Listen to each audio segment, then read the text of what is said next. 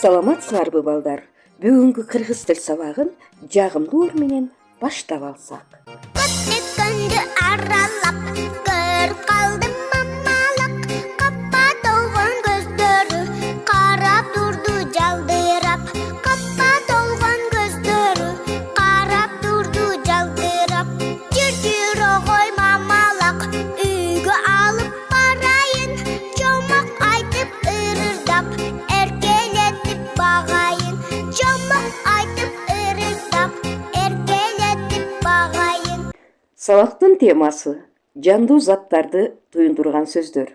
Сабактын максаты балдар бүгүнкү сабакта жандуу зат деген эмне экенин түшүнөсүңөр. Ким эмне деген суроого жооп берген сөздөрдү таба аласыңар. Балдар, заттар деген эмне экенин эсибизге салып алсак. Туура айтасыңар.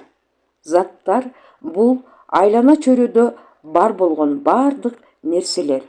Балдар, сүрөттү жакшылап байкап көрсүңөр. Сүрөттөгү кайсыл нерселерди жандуу деп ойлойсуңар? Туура айтасыңар.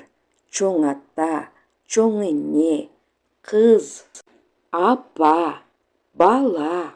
Дагы жакшылап байкасаңар. Туура, жылкылар, бүркүт.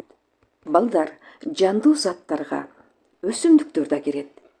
Жандуу заттар дем алат, өсөт, кыймылдайт жана көбөйөт.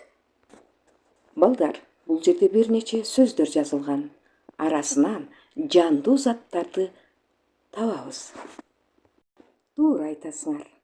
Аюу, жылан, гүл, ата, балык, ары, айнура жандуу заттарга кирет. Бул ким? Бул айдай. Кыргыз тилинде адамдарга ким деген суроо берилет. Калган заттарга эмне деген суроо берилет. Суу жазуу минутасы. Балык сууда жашайт. Чымчык учту. Тыйын чычкан секирди. Жолборс коркунучтуу. Биздин үйдө акбаш деген мышык бар.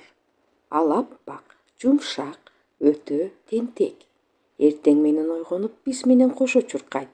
Кээде оюнчук чычкан менен ойноп, кээде көңгө жатып алып мыймылдайт. Акбаш чоңоюп жатат. Ал дем алат, кыймылдайт, тамак жейт. Ошондуктан ал жандуу зат.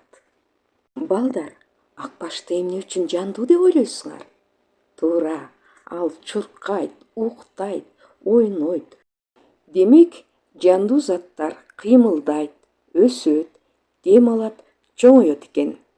Ушуну менен сабагыбыз аяктады. Балдар, үйгө тапшырма. Короодогу жаныбарларды катыштырып сүйлөм түзөсүңөр, жандуу заттардын астын сызып келесиңер. Саламатта калгыла.